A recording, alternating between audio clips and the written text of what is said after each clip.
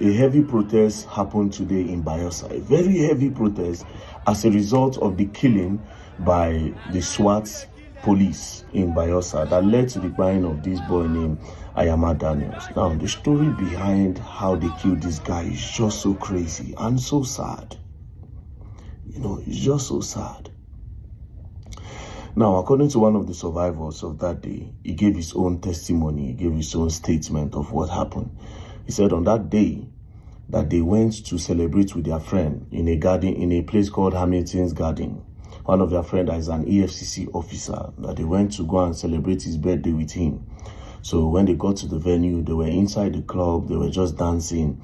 And the celebrants, the EFCC officer, two other officers, and one civilian, they went outside. Now, a few minutes after they got outside from the club, they started hearing gunshots.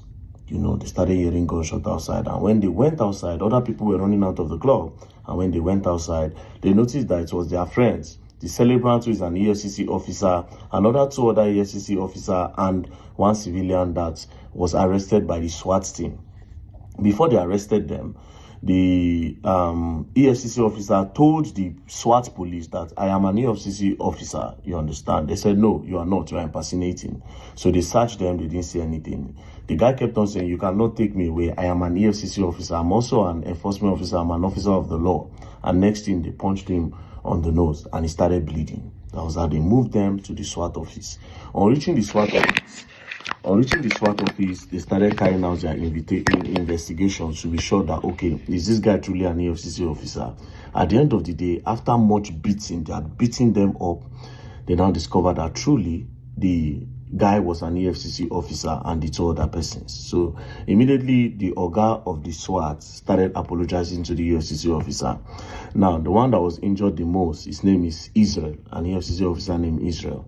So when the Oga was apologizing, he said no, that he's going to see to it that those SWAT officers that harassed them, that beats them up, that they will leave the job. He will file a petition and he will make sure he takes it to the IG of the police so that they can see to it that those people leave the job because they are irresponsible officers.